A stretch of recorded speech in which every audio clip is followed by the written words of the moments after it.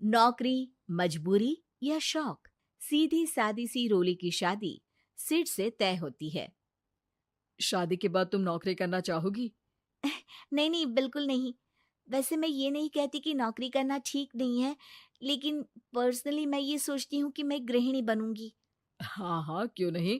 गृहिणी बनना भी आसान नहीं है। एक सफल परिवार चलाना किसी देश को चलाने जितना ही कठिन है।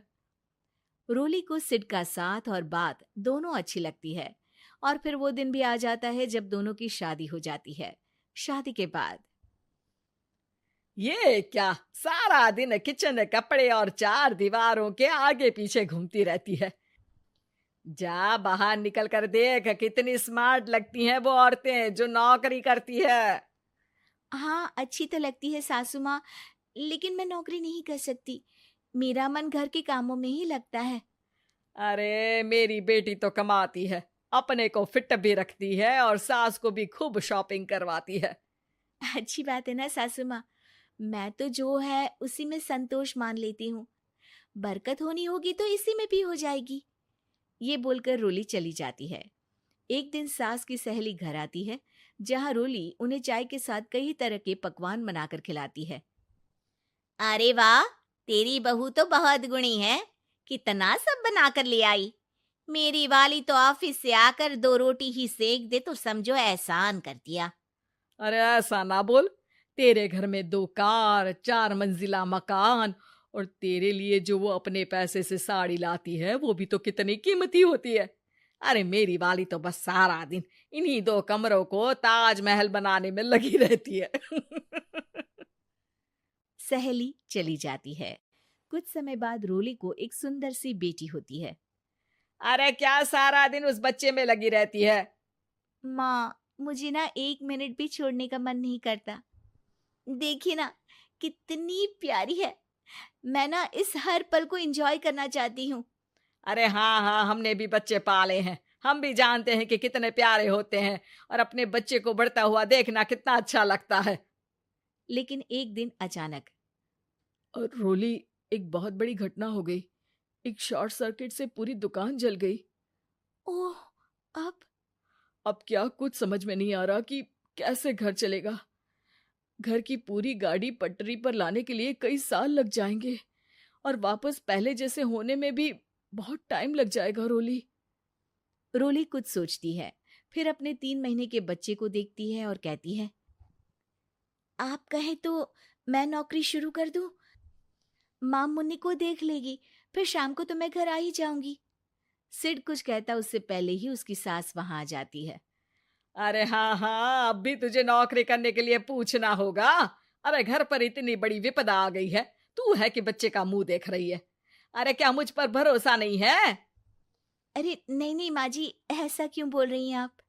फिर क्या था, सिड से पूछकर 3 महीने की बच्ची को रोली सास के पास छोड़कर चली जाती है।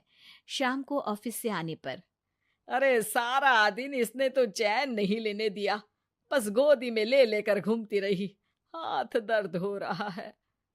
बहू को बहुत गिल्ट फील होता है, लेकिन जब वो घर के हालत देखती है तो चुप रह जाती है। ऑफिस में सहेली कहती है, अरे रोली, तेरी तो बच्ची छोटी है ना, कैसे मैनेज करती है? कैसे मतलब? घर पर रहती है वो अपनी दादी के साथ। ओ यार, कितनी अच्छी है तेरी सास। मेरी सास को जब पता चला कि मैं नौकरी ज्वाइन करने की सोच रही हूँ, वो तो सीधे अमेरिका चली गई मेरी ननद के पास। अच्छा, फिर तू कैसे मैनेज करती है? अरे मैंने तो फुल टाइम मेड रख ली है। ओहो, वो तो बड़ी महंगी होगी ना? हाँ यार, लेकिन कमाई भी तो हो रही है ना। यार, मैं तो कभी अपना बच्चा इनके मम्मी पापा के पास ना छोड़ू। प्यार दुलार में खराब कर देते हैं ये दादा दादी बच्चे को। नहीं नहीं, मुझे अपनी सास पर पूरा विश्वास है। जो मेरे पति को इतनी अच्छी शिक्षा के साथ बड़ा कर सकती हैं, वो मेरी बच्ची को कभी नहीं बिगाड़ेगी। खैर, रोली की इस सोच से उलट पड़ोसियों के बीच हाथ में बच्ची पकड़े रोली की सास कहती है, अरे क्या बताऊं, सारा दिन बहू बाहर रहती है। पहले अपने बच्चे पालो, फिर बच्चों के बच्चे।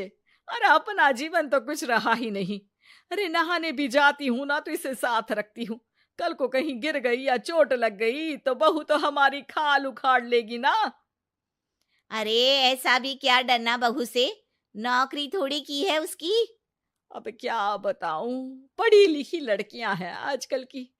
चलो चलती हूँ, सब्जी बनाने का वक्त हो गया है। बच्चे आएंगे तो खाना तो बना मिले। सास ये बोलकर वहां से चली जाती है कि तभी रोली ऑफिस से घर पहुंचती है। बाहर पड़ोसियों को देखकर, नमस्ते आंटी जी, कैसी हैं आप? अरे बहुत अच्छी हूँ, लेकिन तेरी किस्मत तो सबसे अच्छी है।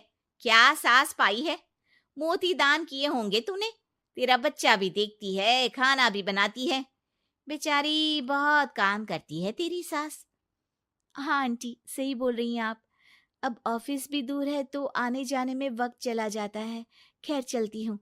हाँ हाँ बेटा जाओ, गर्मा गर्म खाना खाओ।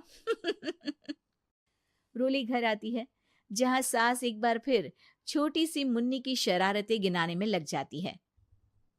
अरे आज तो इसकी वजह से मुझे 2 बार कपड़े बदलने पड़े। बार बार पानी गिरा दे रही थी। दोपहर में थोड़ा सोचा कि आराम कर लूं तो दूध के लिए रोने लगी। हाय, मैं तो परेशान ही हो गई। रोली को सास की बात अब कुछ अजीब लगती है, पर वो जल्दी से कपड़े बदलकर किचन में जाकर रोटियां बनाने लगती है। सारा महीना काम करने के बाद रोली को सैलरी मिलती है। वो पैसे लेकर सीधे सास के पास जाती है। माँ जी, ये मेरी सैलरी। आपने हर कदम में इस घर का साथ दिया। मैं नौकरी करने के पक्ष में नहीं थी। मैं तो अपने बच्चे को बढ़ता देखना चाहती थी। मैं थोड़े में भी खुशी थी। कभी मैंने आपको किचन में पैर नहीं रखने दिया था।